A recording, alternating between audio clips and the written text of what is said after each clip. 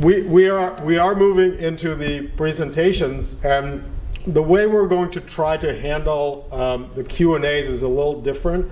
We are going to hold our questions until both Brian and Megan have done their presentations, and then we'll pose questions to both of them at the same time, in the hope that that way we will have a broader discussion rather than focusing on just a narrow presentation. So it is now my great pleasure to invite Brian Goldman, who's a professor of psychology at Clayton State University, to talk to us about authenticity.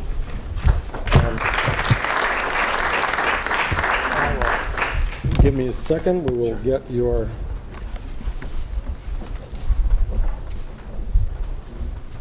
Hang on.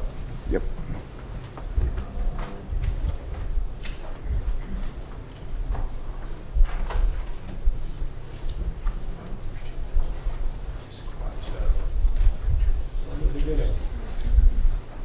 Looks good? Looks good. Can I just hit this one? Yeah. Okay. Okay. Well. Hold on. Oh no, you know what? Just do it for do here. the arrow. Okay. Yeah, I can do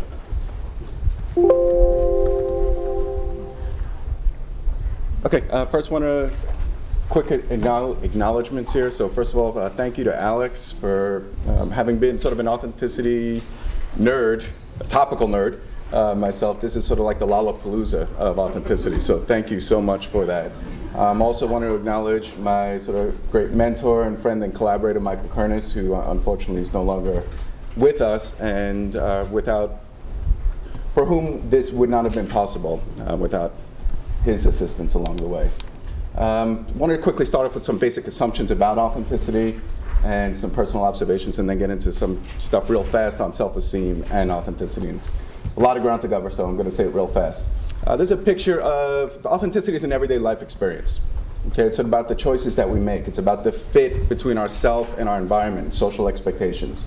And what you're looking at here is a picture of Governor Jim McCreevy, right across the Hudson River, New Jersey governor. He was somebody who apparently was having an affair with a male intern.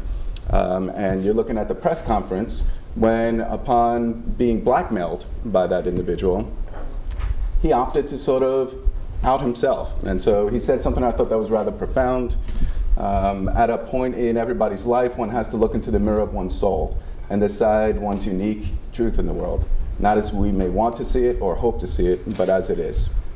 Authenticity is a great thing. You'll see a lot of sort of heralding about that today. But it's not always an easy thing. Okay, sometimes our social expectations are at odds with who we naturally feel that we ourselves are. And I'm going to borrow from Churchill here, who said something about democracy is the worst form of government except for all the rest, and sort of tweak that and say authenticity is the worst form of being except for all the rest. Okay, some key sort of basic assumptions here and observations. First of all, authenticity is a process. Okay, it's a journey, a normative process, and an extraordinary one. It's not always the case that we're being blackmailed by a lover in front of a public TV, but it's universally relevant. So it's trans-contextual. It cuts across different cultures and backgrounds. Sometimes it's everyday life choices, like the choices you made to be here or not be here. Are you doing so out of obligation or because you wanted to be here? Okay? Authenticity is an everyday life event. Authenticity underscores the notion of what is healthy. Okay, and it's fundamentally sort of a story about how the self fits with one's social environment. It reflects sort of an artistic, creative self-expression, our potential avenues to authentic development, because it does provide the self-insight, does provide the capacity then for actualizing one's inner experience in an outward way. And you can think of authenticity largely as sort of the process, the means by which we can actually have our individual story written as an autobiography rather than a biography. We all have our story. And now we're going to be a self-authored story, or we're going to have that story sort of written by others. And fundamentally, sort of its at issue is the notion of sort of being comfortable in one's skin, or feeling comfortable in one's skin, which is sort of like a self-esteem issue, or being comfortable in one's skin, which is an authenticity issue. Okay, my background, ultimately, I came to as a grad student in social psychology, was working with Michael Kernes, and his big contribution was about self-esteem. And the fundamental issue here was about saying it's not just about feeling good about yourself, but if your self-esteem is fragile or secure. And the notion here is that some people could feel particularly good about themselves, but it's not the same to say that feeling good about yourself is optimal, is necessarily healthy. Because you can feel good about yourself for all the wrong reasons. You can feel good about yourself because you simply disregard your limitations. You can feel good about yourself because you compare yourself, my basketball ability, I'm going to feel really talented if I compare myself to third graders. But how reasonable is that type of comparison? So we could tell ourselves stories all the time to make ourselves feel better, but is that optimal? And what Kernes' work ultimately demonstrated was that when people have high self-esteem that is fragile, that it was associated with things like greater depression and hostility. We would do studies where we would ask people who are in relationships. Imagine a person named Pat. We use the SNL character. So you get a note from a person named Pat, and you don't know anybody named Pat. How likely is it that you would blank? Think your partner's betraying you? How likely is it that you would think that it's okay for your partner to know people you don't? People react to Pat in a way that fits their self-esteem sensibilities. It's like optimists look at a glass that's half, 12-ounce glass, 6 ounces is full. The optimist looks at it and says, it's half full. The pessimist looks at it and says it's half empty. I would submit that reality is more often than not ambiguous. And when things are ambiguous, that's when our internal biases get projected outward on what it is that we're interpreting. So people with high fragile self-esteem, they interpret the world through a lens of threats. They're the people that we walk on eggshells around because they feel real confident and good about their ability, but they're sort of doing so for the wrong reasons. I don't mean that in a judgmental way. To sort of make better sense of this, I want you to imagine the 3 little pigs. Everybody knows the story. And in the world of pigdom, I want everybody to think that any pig that has a house feels really good about who they are. But I want you to think about the structure of the house. The straw house versus the brick house. The brick house is able to weather the storms because the world around us is constantly fraught with potential threats. Some real, some imagined. But a straw house is ill-equipped at negotiating the threats along the way. In fact, if you live in a straw house, every time the wind howls, you might be particularly anxious. So anyway, how it is that we deal with and accept and acknowledge threats and this foundation of who we are, ultimately I think is important in understanding healthy functioning. Threats are all around us, and the big bad wolf, metaphorically here, can huff and puff, blow our house down, but ultimately if we are dealing with a brick house, we may find that the threats are amply thwarted along the way so that we can be happy little piggies. Well, that's sort of the world that I came into sort of as an aspiring grad student, was one where there was a lot of research being done on self-esteem, and it was clearly demonstrating that having high fragile self-esteem versus high secure self-esteem was clearly distinguishing healthy functioning. In fact, people who have high fragile self-esteem in many respects would function in a way that was less optimal than people with low self-esteem. Okay? But fundamentally what it came down to then was a lot of discussions between Michael Kernes and myself and saying, like, why do some people feel really good about themselves? And by the way, high fragile self-esteem, one way of characterizing it is that there's a lot of instability. So a lot of short-term fluctuation. So 2 individuals may get back the exact same grade, and one individual's self-esteem is going to plummet in response to a negative grade, and the other one may be like, that stinks and I'll get it next time. Even though both individuals report the same general positive feelings of self-worth. So it matters how we're reacting to events, and self-esteem, for me, couldn't be understood unless we understood authenticity. Because it mattered to me to understand, why does a person feel good about themselves? Why do they feel secure or fragile in their little home? And that sort of brings us then to what became a multi-component perspective of authenticity. And at first, these rich discussions that I would have with Michael Kernes basically amounted to this type of discussion.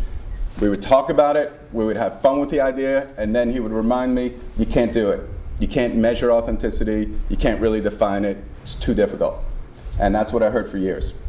And I don't know why, but then one night, he was up really late and wrote something like 20 items on to develop sort of an authenticity questionnaire. And I needed that permission, so to speak. I mean, as a grad student, I didn't feel like I had the authority to really challenge, even though I would challenge him about the idea. But I didn't have that comfort in my own head to sort of move on and say, this is what I'm doing. And once you open that door, sort of a day or two later, I came back at him with another 40 items, and it sort of culminated in this perspective that we offered here, which has, I guess, led to my being here today, and a bunch of, it took root in ways that I never imagined. Okay. The way we define authenticity basically is to presume that, in fact, we have a true or core self. Now, I don't know what that thing is, whether it's socially constructed, whether we truly have something that is sort of instinctive to us, whether it's a soul, whatever it may be. I honestly don't know. But what I do know is that we have the subjective experience and feeling that there is something at our core. And how much that core is expressed is at the heart of authenticity. And what we reason is that there's a dynamic that takes place, that there's sort of 4 essential ingredients, 4 components, that in dynamic, the interplay between these components is what captures the essence of a person's authenticity. And so I'm going to introduce that framework to you and share with you sort of briefly some of the actual, or at least share with you some of the results involving it. So we developed ultimately a measure about it, went through 3 iterations. At this point, fortunately, it's taken root, as I said. There's like 9 different translated ones. It's gone international. There's a Turkish version, there's a Hebrew version. Okay, let's get into the dynamics. So in our view then, being authentic involves how people negotiate the experience of these 4 authenticity processes. Authenticity isn't just something that you have, it's something that you do. It is the negotiation between a set of intrapsychic experiences, meaning what takes place here in the mind. And those are awareness and unbiased processing. Those 2 things together culminate in the experience or differentiate the degree to which we have an authentic self-view. So awareness is literally then referring to or capturing then the degree to which we feel like we know and understand ourselves in an intimate way. Unbiased processing is speaking to the notion of how we evaluate ourselves. Because what we know about ourselves may be a distortion if we're not motivated and capable of evaluating our strengths and weaknesses in an objective manner. So unbiased processing is sort of like being the role of what a good, impartial journalist would be, merely documenting what is, rather than trying to get a sensational story. People intuitively get that authenticity is a behavioral thing, right? It's sort of an outward extension of our inner inclinations. But what I submit to you, and I think one of the real contributions that we've made, is to challenge people to think of authenticity not as an end and a behavioral manifestation, but to think about what it is that drives that behavior. What is it worth being authentic to? Because if you don't know yourself, what is behavioral authenticity? An impulse, a compulsion? Donald Trump? I mean, just just exhibiting, sharing what one thinks and feels without choosing a way of being or really being fully connected to what one's sort of inner core values are. We also fundamentally think that authenticity, that we are inherently social creatures. And so being authentic involves how it is that we play out ourselves, express our true self in our close, intimate relationships. Okay, so the short version, I'm just going to go through these in sort of a little bit quicker detail here then. So the awareness component, and by the way, there is a handout here, which apparently you guys have, so because I know it gets dense, but that's the complexity of authenticity. There's a reason why many people here are talking about, oh yeah, I'm interested in a topic, I've thought about it, and it's like I intuitively get it, but what does it really mean? I think this is a framework for really thinking about ways in which authenticity is experienced and encountered. So the awareness thing then involves a multitude of things. When we're talking about self-knowledge, we're talking about things like being aware of your personality, being aware of your values, needs, and preferences, your interests. Trying a particular food, you get a sense for does it resonate or not. Okay. And importantly, authenticity does involve balance. We live in an individualistic society. If you look at the self-esteem research, the vast majority of people are reporting very favorable feelings of self-worth. So much so that if you were to split self-esteem in a given distribution, if you were to take the upper 50% of the scores and lower 50% of the scores, most of the people who would be in the lower 50% are reporting greater than neutral feelings of self-worth. There's not a shortage or an epidemic of people walking around feeling they don't like themselves. But that's not necessarily healthy. And how do we understand ourselves? That's imperative in understanding whether or not there's integrity to our feelings of self-worth. So anyway, authenticity that involves sort of knowing yourself. But what we know can be a distortion, and that's why you need the evaluator. That's why you need the objective journalist along the way, to merely document unfettered who we are in the moment that we are undergoing self-evaluations. Recognizing our strengths and weaknesses involves then not ignoring or distorting our sense of who we are. Authenticity clearly then is sort of a sense of action and activity in outwardly expressing what our inner inclinations are. And so it's about being in contact with our core feelings, values, needs, and motives. And the relational component is speaking to sincerity and openness and honesty with our close others, to want our intimates to know us in the same way that we have learned to discover ourselves. Now, some of the key things I want you to get then ultimately take-home points here about sort of what it means to be authentic is about the interchange of these things.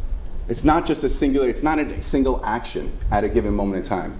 It's an accumulation of the life story, of that interchange of the choices we make and the fit between the person and the environment, the social norms and expectations. So ultimately it comes to trying to know and understand oneself and to evaluate oneself with objectivity. That if we're not being fundamentally objective about who we are, then we may be true to ourselves, but we're being true to a persona, to a distortion. Behaviorally then, that our experience is self-authored. We choose our way of being because we know who we are, or we are invested in discovering our likes and preferences, much like the activity that Mark did there. Right? Doing things that allow us to gain insight, and not just as a requirement, because we're fundamentally, intrinsically interested in discovering who we are. And that our relational orientation that involves that this gets translated in an interpersonal sense. None of us are an island.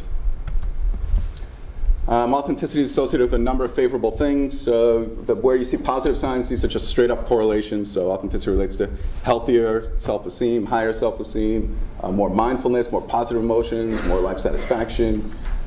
It buffers against things like, depression and so forth. So, all right. Final thought then here, because I got the stop sign. High authenticity is a good thing. It involves high psychological and interpersonal adjustment. Authenticity fundamentally is a process. The who, what, where, why, and when in who we are, a social construction, what we are, and what we opt to be. Sort of where, well, we're here, why not? Why, and on this I'd say Maya Angelou. Why does the caged bird sing? Because it can.